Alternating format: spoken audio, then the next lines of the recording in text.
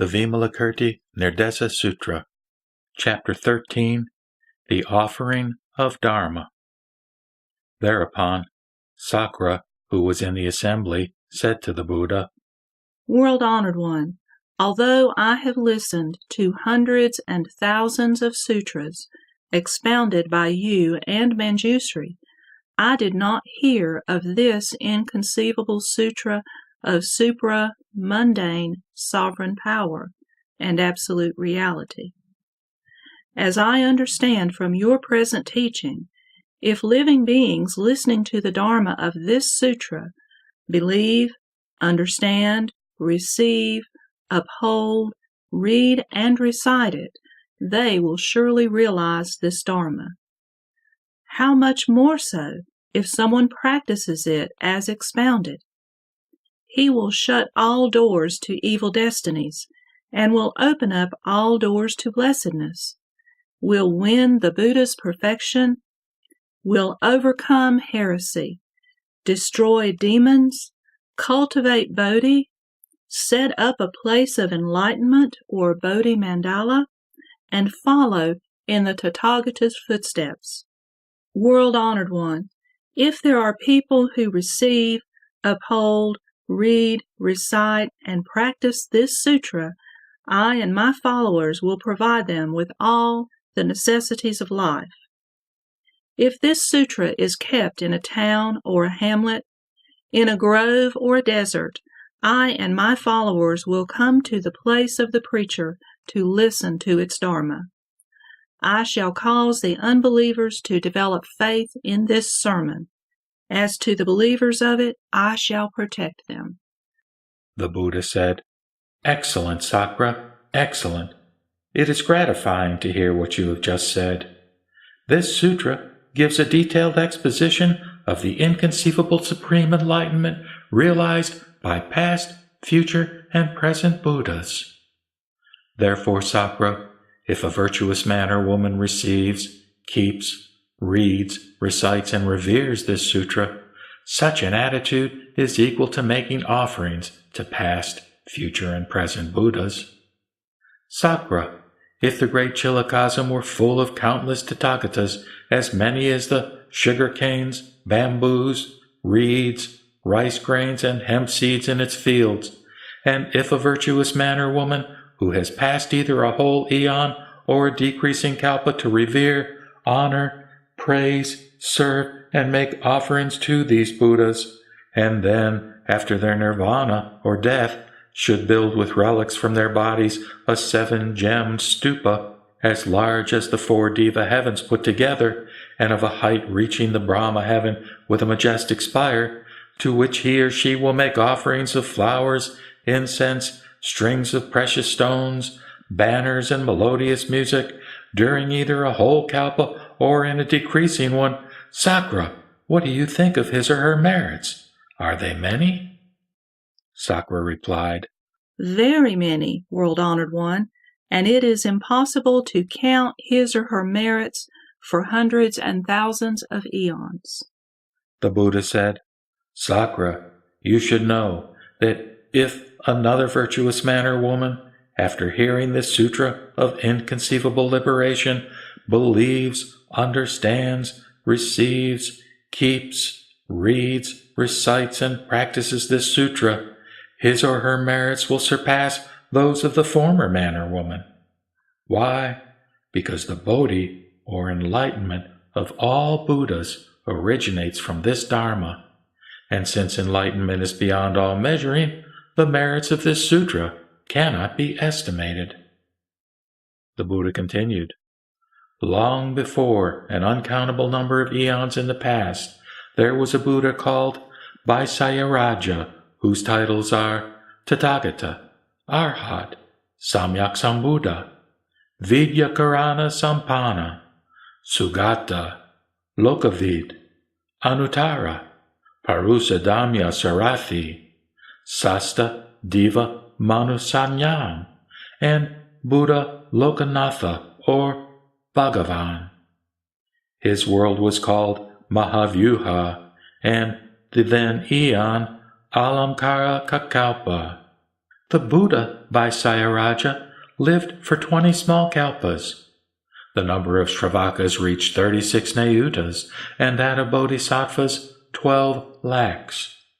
There, Sakra, was a heavenly ruler, or Cakravarti, called Precious Canopy, who possessed all the 7 treasures and was the guardian of 4 heavens. He had 1,000 sons who were respectable and brave and had overcome all opposition. At the time, Precious Canopy and his retinue had worshipped and made offerings to the Tathagata Vaisayaraja for 5 eons, after which he said to his 1,000 sons, "You should respectfully make offerings to the Buddha as I have done." Obeying their father's order, they made offerings to the Tathagata Vaisaya for 5 eons, after which one of the sons called Lunar Canopy, while alone, thought, "Is there some other form of offering surpassing what we have made up to now?" Under the influence of the Buddha's transcendental powers, a diva in the sky said, "Virtuous man, the offering of Dharma surpasses all other forms of offering." Lunar Canopy asked, "What is this offering of Dharma?" The diva replied, "Go and ask the Tathagata Vaisajya who will explain it fully." Thereupon, Lunar Canopy came to the Tathagata Vaisaya, bowed his head at his feet, and stood at his side, asking, "World-honored one, I have heard that the offering of Dharma surpasses all other forms of offering. What is the offering of Dharma?" The Tathagata replied, "Virtuous one, the offering of Dharma is preached by all Buddhas in profound sutras, but it is hard for worldly men to believe and accept it, as its meaning is subtle and not easily detected, for it is spotless in its purity and cleanness. It is beyond the reach of thinking and discriminating. It contains the treasury of the Bodhisattva's Dharma store and is sealed by the Dharani symbol. It never backslides, for it achieves the 6 perfections, or paramitas, discerns the difference between various meanings, is in line with the Bodhidharma, is at the top of all sutras.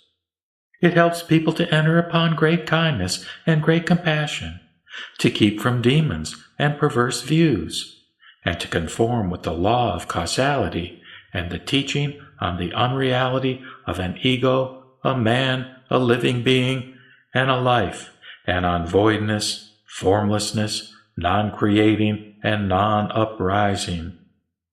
It enables living beings to sit in a Bodhi mandala, to turn the wheel of the law. It is praised and honored by heavenly dragons, Gandharvas, etc.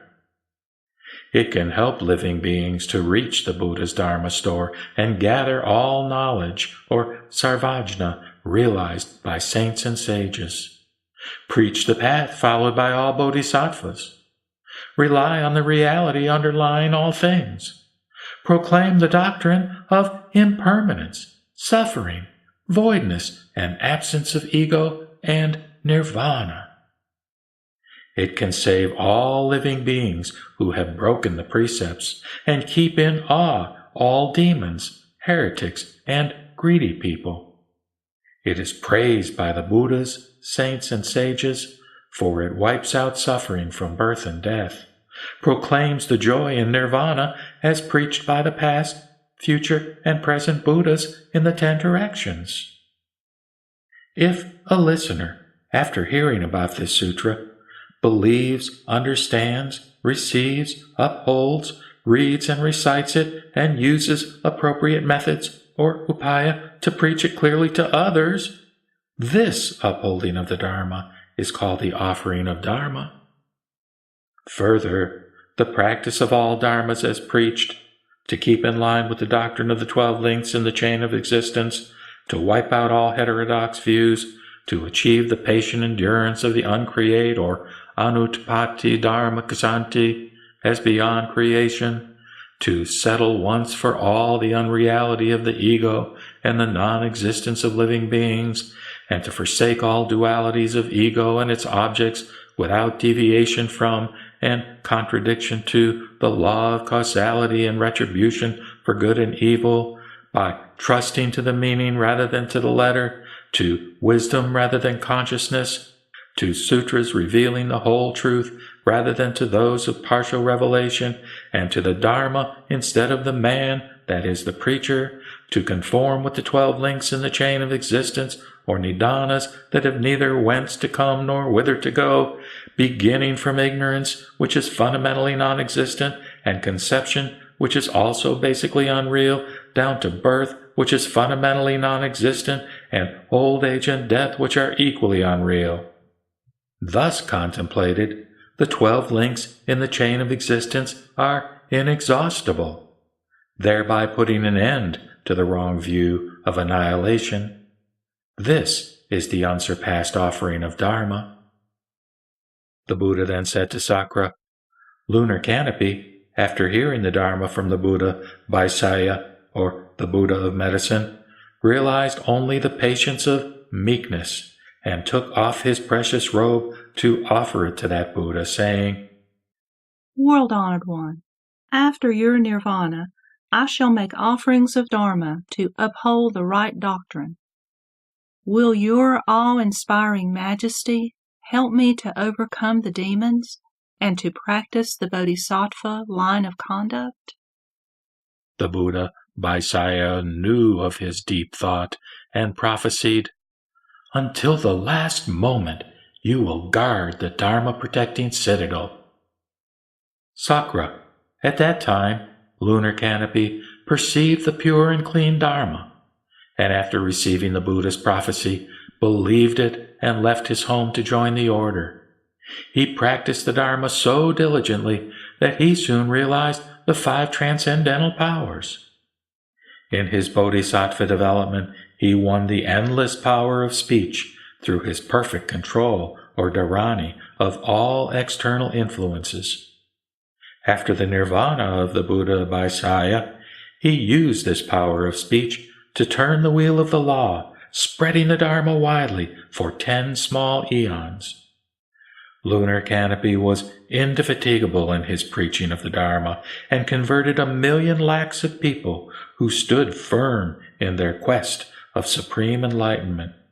14 Neudas of people who set their minds on achieving the Sravaka and Pratyeka Buddha stages, and countless living beings who were reborn in the heavens.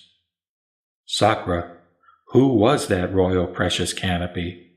He is now a Buddha called the Tathagata Precious Flame, and his 1,000 sons are the 1,000 Buddhas of the present Bhadrakalpa, the virtuous eon, whose first Buddha was Krakuchanda, and last Buddha was Ruchika.